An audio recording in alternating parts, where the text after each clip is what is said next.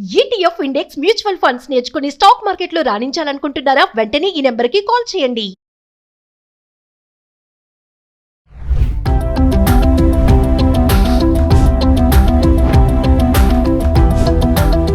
Hi hello నమస్తే, welcome back to Suman TV. Ahmedabad plane crash తర్వాత మరి ప్యాసింజర్ సెక్యూరిటీ గురించి మాట్లాడుకుంటే వరుసగా ఎన్నో ప్రమాదాలు జరుగుతున్నాయి. మనము 11A సీట్ గురించి ఒక వీడియోలో మాట్లాడుకున్నాం కదా. అతను అదృష్టవంతుడు, ఆ సీట్లో కూర్చున్నాడు, ఎమర్జెన్సీ ఎగ్జిట్ దగ్గర ఉంది కాబట్టి తప్పించుకోగలిగాడని మాట్లాడుకున్నాం. కానీ అది ఒక్క సీటే కాదండి, సేఫ్టీ క్యాబిన్స్, మొత్తం ఫ్లైట్లో ఉన్నటువంటి క్యాబిన్స్ అన్నీ కూడా సేఫ్టీగా ఉండాలి అంటే 2016లోనే ఏవియేషన్ ఇంజనీర్ ఒకటి డిటాచబుల్ ప్యాసింజర్ క్యాబిన్ అనే దాన్ని కనుగొనడం జరిగింది. మరి ఇప్పటివరకు అది ఎందుకు ఇంప్లిమెంటేషన్లో రాలేదు, మరి దాని వివరాలు ఏంటి, దీనిపైన మరింత సమాచారం అందించడానికి మనతో పాటు ఉన్నారు consumers affair committee chairman Mandiri Krishna Reddy గారు. సార్తో మాట్లాడదాం. నమస్తే సార్. నమస్తే అమ్మా. సార్, మరి ఇప్పుడు నేను చెప్పినట్టుగానే 2016లోనే డిటాచబుల్ ప్యాసింజర్ క్యాబిన్ అనేది ఒక ఏవియేషన్ ఇంజనీర్ కనుగొన్నారంట. ఒకసారి దాని గురించి మాట్లాడుకుందాం సార్. యాక్చువల్గా ఇవాళ మనం చూస్తున్నటువంటి ప్లేన్ క్రాషెస్లో ఎక్కువ మంది ప్యాసింజర్లు చనిపోవడం అనేది మహా ట్రాజడీ జరగడం కనపడుతుంది. ముఖ్యంగా అహ్మదాబాద్ సంఘటన జరిగిన తర్వాత దీనికి మార్గం లేదా, ప్రతిసారి ఇలాగా ప్లేన్ క్రాషెస్ జరిగిపోవడం, దాంట్లో ప్రయాణికులు చనిపోవడం, ప్రయాణికులే కాకుండా ఒక్కొక్కసారి ఎక్కడైనా కూలినప్పుడు మన హాస్టల్ మీద కూలినట్టుగా అలాగా జరిగినప్పుడు సామాన్య ప్రజలు కూడా చనిపోయే అవకాశాలు ఏర్పడుతున్నాయి కదా. దీనికి ఏదైనా మార్గం లేదా, ప్యాసింజర్స్ అంతా సేఫ్టీగా బయటపడడానికి అనేటువంటి దాని మీద చాలామంది ఇంజనీర్సు, శాస్త్రవేత్తలు చాలా ప్రయత్నాలు చేశారు. ఈ ప్రయత్నాల ఫలితంగా 2016లోనే ఉక్రెయిన్కి సంబంధించినటువంటి ఏవియేషన్ ఇంజనీరు టాటా నికోలిన్ అనేటువంటి వ్యక్తి దీన్ని ప్రత్యేకంగా కనిపెట్టడం జరిగింది. ఇవి డిటాచబుల్ సేఫ్టీ క్యాబిన్స్ అంటారు. అంటే ఒక ఫ్లైట్ ప్రయాణం చేస్తూ ఉంటుంది. ఈ ప్రయాణం చేస్తున్నప్పుడు ఏదైనా ప్రమాదం జరిగే అవకాశం ఉందన్నట్టుగా ఆటోమేటిక్గా టెక్నికల్గా కనిపెట్టినప్పటికీ, లేదా ఒకవేళ అక్కడ ఉన్నటువంటి ఎవరైతే పైలట్ ఉన్నాడో, పైలట్ కానీ లేకపోతే టెక్నికల్ స్టాఫ్ కానీ ఎవరైనా సరే దానికి సంబంధించిన సమాచారం అందించిన ఫ్లైట్లో నుంచి ఈ సేఫ్టీ క్యాబిన్స్ అనేవి విడిపోవడానికి అవకాశం ఉండేటట్టు. ఓకే, అంటే ఏమన్నా ప్రమాదం జరిగి ఇలా పొగలు కనుక అట్లా వస్తే, పొగలు రావడం కానీ, లేకపోతే అది కింద పడబోతుంది అనేటువంటి సంకేతం రావడం కానీ, లేకపోతే ఏదైనా ఇంకా జరగబోతుంది అంటే ఇది ఢీకొట్టబోతుంది, లేకపోతే మంటలు వ్యాపించబోతున్నాయి, కొన్నిసార్లు ఆకాశంలోనే మంటలు పుట్టే అవకాశాలు ఉన్నాయి, ఏదైనా పక్షి గుద్దుకోవడం జరిగింది, అలాంటప్పుడు పడిపోయే ప్రమాదం ఉంది, ఏ రకమైనదైనా, లేదా ఒక్కొక్కసారి ఏదైనా శత్రువులు దాని మీద అటాక్ చేసే ప్రయత్నం కూడా జరగవచ్చు.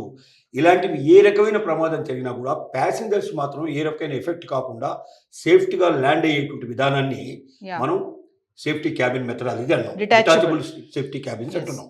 అంటే ఈ క్యాబిన్ ఏం చేస్తారంటే, ఇదంతా క్యాబిన్ అంటే దీని లోపల ఇది సేఫ్టీ క్యాబిన్స్ ఏవైతే ఉన్నాయో ప్యాసింజర్స్ ఉండేటువంటి భాగం ఇదంతా కూడా. ఇది ఇంజన్ పార్ట్కి సంబంధించిన. ఈ ఇంజన్ పార్ట్ వెనక వైపున ఇది డిటాచబుల్ క్యాబిన్, ఇది సపరేట్ అయిపోతుంది. అంటే సంకేతం రాగానే ఇది సపరేట్ అయిపోతుంది. ఈ సంకేతం ఆటోమేటిక్గా జరగవచ్చు, లేక పైలట్ సహకారంతో జరగచ్చు, ఎవరైనా టెక్నికల్ స్టాఫ్ సహకారంతో జరగచ్చు, లేదా కింద ఉండేటువంటి ఎవరైనా దానికి సంబంధించిన ఎయిర్ ట్రాఫిక్ సంబంధించిన కంట్రోల్ వాళ్ళు కూడా ఎవరైనా ఇచ్చిన ఏ సంకేతాన్ని తీసుకొని ఇక ప్రమాదం జరగబోతోంది, సేఫ్టీగా ప్రయాణికులు దిగగలిగే అవకాశం లేదు కాబట్టి ఈ భాగాన్ని సపరేట్ చేస్తే తప్ప వాళ్ళు మనకు ప్రాణాలతో బయటపడరు అని నిర్ణయానికి వచ్చినప్పుడు ఆ సిగ్నల్ రాగానే వెంటనే ఆటోమేటిక్గా ఈ భాగం విడిపోతుంది. ఇది విడిపోయిన తర్వాత మరి ఇందులో ఉన్న వాళ్ళు ఎట్లా కిందికి దిగుతారు, ఇది మరి దానికి ఇంజన్ లేదు, ఇప్పుడు దానికి సురక్షితంగా ఎట్లా జరుగుతుందని చాలా మంది డౌట్ పడవచ్చు.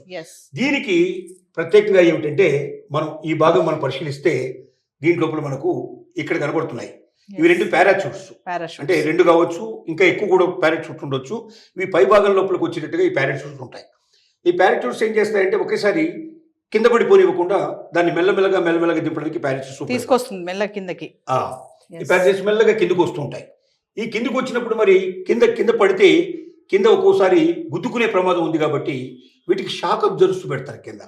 అంటే షాక్ అబ్జర్వర్స్ వల్ల ఏమవుతుందంటే ఒకవేళ భూమి మీద గుద్దుకున్నా కూడా, ఇప్పుడు మనకు మామూలుగా కార్లలో కానీ, మనకు బస్సుల్లో కానీ, మిగతా వాటిలో షాక్ అబ్జర్వర్స్ ఉంటాయి. ఏదైనా గుంటలో పడ్డా కూడా మనకి ఏం ప్రమాదం జరగకుండా ఒకటేసారి ఇలాగా లేచి పడిపోతుంది. అంటే అట్లాంటి షాక్ అబ్జర్వర్స్ ఉండడం వల్ల సేఫ్గా కింద ల్యాండ్ అయ్యే అవకాశం ఉంది. ఒకవేళ నీళ్లలో పడితే ఎలాగంటే నీళ్ళలో పడితే కూడా ఇక కింద కనబడుతుంది చూడండి. ఈ భాగం అంటే నీళ్ళలో తేలిపోయేటట్టుగా Yes. నీళ్ళలో తేలిపోయేటట్టుగా కూడా ఇలా ప్రత్యేకంగా దీనికోసం ఏర్పాటు చేస్తారు. ఓకే. అంటే సముద్రంలో ఇట్లా ఏదైనా పడినా కూడా నీళ్ళలో పడ్డా కూడా ఇబ్బంది లేకుండా సేఫ్ గా ఉంటుంది. ఏది ఏమైనప్పటికీ ప్రయాణికులకు మాత్రం ఏ రకమైన ఇబ్బంది ఇబ్బంది జరగకుండా లేదు, ప్రమాదం సేఫ్ జరగకుండా గా మొత్తం అందరూ కూడా కింద ల్యాండ్ అయ్యేటువంటి పద్ధతినే మనం detachable safety safety cabins cabins. అంటున్నాం. ఎస్. ఇది మనకు ఇప్పుడు ట్రైన్లలో కూడా జరిగేటువంటి చాలా యాక్సిడెంట్లలో మీరు చూపిస్తుంటారు. ఒక్కోసారి ఏమవుతుందంటే ట్రైన్లో లోకో పైలట్ ఉంటాడు, అంటే మన డ్రైవర్ని లోకో పైలట్ అంటాం. ఈ లోకో పైలట్ కూర్చొని ప్రయాణం చేస్తున్న ఒక్కోసారి వాడి గుండె నొప్పి వచ్చి హార్ట్ అటాక్ వచ్చేసి చనిపోయే అవకాశాలు ఉన్నాయి. కో పైలట్ ఉండకపోవచ్చు, అప్పుడు ఎవరు ఇంకా చూసుకోవడానికి అవకాశం ఉండకపోవచ్చు. లేదా ఒక్కొక్కసారి శత్రువులు ఏం చేస్తుంటారంటే ఎవరైనా వేరే వాళ్ళు అటాక్ చేసి ఎస్. వీళ్ళని ప్రాణం తీసే అవకాశం ఉన్నాయి. ఇట్లా ఏదైనా జరిగినప్పుడు మరి ఆ ట్రైన్ ఎట్లా అది కంట్రోల్లోకి రావాలి?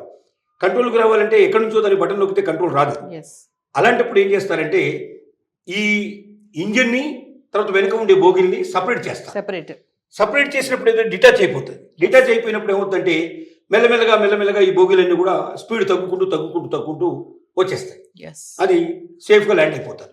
అలాంటి పరిస్థితి ఏర్పడుతుంది. అట్లాగే దీనిలో కూడా ఇక్కడ మనం ఇది తీసుకున్నట్టయితే ఇది ఇంజిన్ పార్ట్ అయిపోయింది, ఇది క్యాబిన్ పార్ట్. ఈ క్యాబిన్ పార్ట్ లోపల దీంట్లో ఉండేటువంటి అంటే ఇది ప్యాసింజర్స్ ఉండేటువంటి క్యాబిన్ కాబట్టి safety land detachable safety cabins అంటున్నారు.